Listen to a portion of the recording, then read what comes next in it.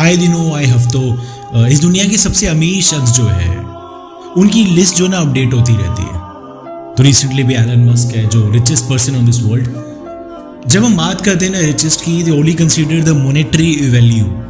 उन संपत्तियों के बारे में बात करते हैं हम जिनको हम पैसों में तोल सके। उसके बेसिस पे ये जो लिस्ट बनती है हमें पता लगता है कि इस दुनिया का सबसे अमीर शख्स कौन है।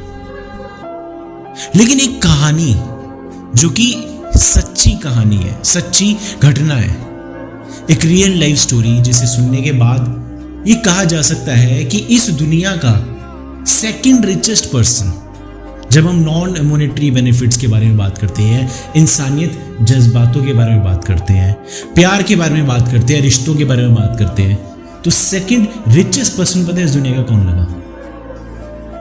विवेक पेंगेनी। ये नेपाली बेस्ड इन्फ्लुएंसर थे जिनकी हाल ही में ब्रेन ट्यूमर की वजह से मौत हो गई। लेकिन इनके रिश्ते को ना, इनकी जर्नी को इन्हें one of the richest person बना दी इस दुनिया का। जब हम बात करते हैं ना जज्बातों के, रिश्तों की, कभी भी बात होगी तो इस शख्स के बारे में बिना बात करे हम सोच नहीं पाएंगे। जो भी इस शख्स की कहानी को सुनेगा, इस शख्स के स्ट्रगल को समझेगा, सच्चाई को जानेगा। यूनिवर्सिटी ऑफ जॉर्जिया के पीएचडी के स्टूडेंट थे ये, और unfortunately he was diagnosed from the stage 4 of brain tumour, जिसकी वजह से इनकी जान चली गई। लेकिन इनके पास एक ऐसी अमूल्य संपत्ति थी, एक ऐसा शख्स था, एक ऐसा रिश्ता था जो आज के दौर में one of the rarest thing है टू हैव। इनकी पार्टनर, इनकी वाइफ, और यही इन्हें दुनिया का सेकंड रिचेस्ट पर्सन बनाती है। तब सोच के देखिए कि जिंदगी में एक ऐसे शख्स का होना जो आपके लोएस्ट टू लोएस्ट में, वो भी उस मॉडर्न वर्ल्ड में, मॉडर्न प्रैक्टिकल वर्ल्ड में, जहां पे किसी के लिए छोटी छोटी बातों पे किसी को डिच करना, धोखा देना, रिश्ते से हट जाना बहुत आम बात है, और कोई आपको इस बात के लिए जज करेगा भी नहीं, क्योंकि it's a freedom of individual. Choice है यार लोगों की। तो अगर कोई ऐसा करेगा या इनकी पार्टनर भी ऐसा करती तो कोई ने जज नहीं करता। लेकिन she decided to stay, she decided to be the part of every moment of a husband life. जरा आप सोच के देखिए, फेट इज डिसाइडेड, क्या होना है वो डिसाइडेड, और इतनी खतरनाक बीमारी जहां पे is very very minimum chance of surviving. लोग यहां एक दूसरे को सेंसिटिविटी की वजह से, पॉजिटिवनेस की वजह से, ओवर प्रोटेक्शन की वजह से भी छोड़ देते हैं। किसी के दिन हल्के से खराब होते हैं, फाइनेंशियली, मेंटली, इमोशनली, तो लोग छोड़ देते हैं, रिश्ता तोड़ देते हैं।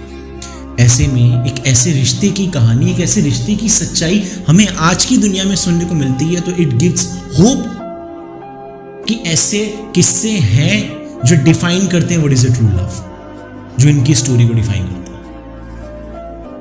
तो होगा इनसे अमीर कोई शख्स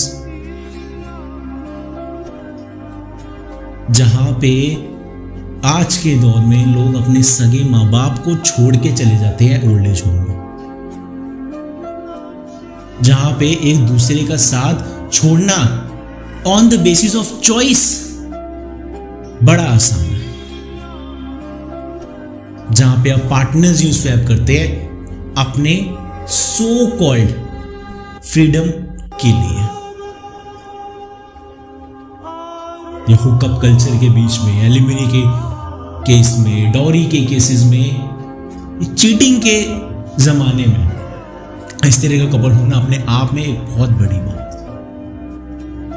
तो ऐसे में जब विवेक के पास एक ऐसा शख्स रहा थ्रू आउट उनकी जर्नी में जो आम नहीं है, यही बनाता है इन्हें second richest person of this world. अभी ये सोशल मीडिया जो इन्फ्लुएंसर जो विवेक जिनकी मैं बात कर रहा हूँ, ये यूजुअली लाइमलाइट में जब आए थे जब ये ब्रेन ट्यूमर से डायग्नोज हुए थे स्टेज 4 के, और इनकी वाइफ ने सोशल मीडिया के थ्रू वो ट्रीटमेंट से रिलेटेड, अवेयरनेस से रिलेटेड वीडियोस डालना पोस्ट किया था। उनकी जर्नी किस तरीके से थी, जब वो ट्रीटमेंट के लिए उनके बाल काटे गए तो उनकी वाइफ ने भी सेम उनको मॉरल सपोर्ट देने के लिए अपने बाल काटे थे। तो दीज और सिचुएशंस जो ये जर्नी जो डिफाइन करती थी, इसकी वजह से वो जाने गए। बट अनफॉर्चुनेटली जिसके लिए वो अवेयरनेस फैला रहे थे, at the end of the day उसी बीमारी ने उनकी जान ले ली। लेकिन मैं बार बार सेकंड रिचेस्ट पता है किस लिए यूज कर रहा हूं। अगर विवेक सेकंड रिचेस्ट है तो हु इज द फर्स्ट? किसी के पास कोई चीज होना,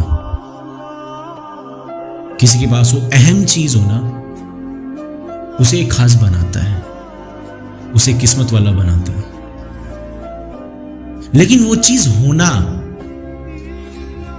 अपने आप में आपको सभी से अलग और सभी से यूनिक बनाता है। इसलिए the first one, the richest person of this world in my eyes, वो विवेक की wife Srijana. According to me she is the richest person of this world. कोई बड़ी बात नहीं है, किसी के वक्त जब बदलता है, हालात जब बदलते हैं, बहाने देके जस्टिफाई करके उसे छोड़ देना कोई बड़ी बात नहीं है।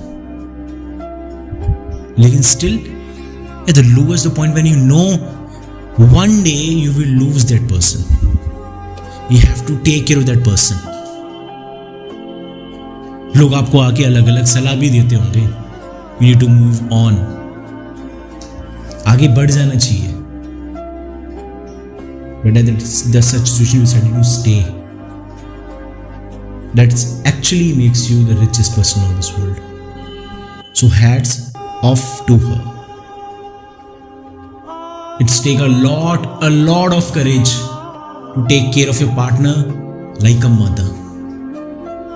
It takes a lot of the courage to stay with someone at their lowest. ये कोई आसान और कोई छोटी बात नहीं है। जब हम डिस्कस करते हैं अतुल सुभाष जैसे केसेस को, जहां पे that individual died of the suicide because of the allegations उनकी वाइफ ने पुट करे, उस ट्रॉमा की वजह से, उस तरफ ऐसी भी फीमेल्स हैं विच डिफाइंड द वर्ल्ड। ऐसा शख्स होना अपने आप में कुछ नहीं है इससे बड़ा। इट शोज कि God has created you differently. भगवान ने आपको वाकई बहुत अलग बनाया। इसलिए विवेक सेकंड रिचेस्ट है, क्योंकि उनके पास वो रिश्ता था, ऐसा शख्स था। लेकिन सृजना को रिचेस्ट इसलिए बनाया जाएगा क्योंकि वो शख्स थी। She was the reason why we can say the love is so pure. बहुत रीजन थे उनके पास, जा सकती थी, कोई बड़ी बात नहीं थी, और कोई गलत नहीं बोलता, सब एग्री करते कि द लोएस्ट यंग है, आगे की लाइफ पूरी बड़ी जिंदगी यार, तो अगर कर दिया तो क्या हुआ, उनकी भी तो अपनी लाइफ है, अपनी फ्रीडम है। But no, she actually defines a true love. That's why I consider the richest woman of this world, richest person of this world. क्योंकि जो उन्होंने किया, वो करना और वो होना अपने आप में ही आपको बिल्कुल अलग बना देता है। Then I hats off to Vivek as well, the kind of the pain he actually went through. It's really something जो हम सोचना भी नहीं चाहेंगे किसी के भी साथ। तो ये कहानी हमेशा के लिए मिसाल बन गई। तो जब हम बात करेंगे इस ज़माने में चीटिंग की, जब हम बात करेंगे इस ज़माने में इस तरह के कपल्स की, जब हम बात करेंगे इस ज़माने में धोखे की ना, तब बात की जाएगी ऐसे भी एक कपल की जिसने डिफाइन कर दिया true love is still there. सिर्फ और सिर्फ नीयत होनी चाहिए। बहाने एक काफी है कुछ भी खत्म करने के लिए, और एक ही रीजन काफी है सब चीज बचा के रखने के लिए। That's your compassion, that's your dedication, and that's how the real you. So this is the real love story.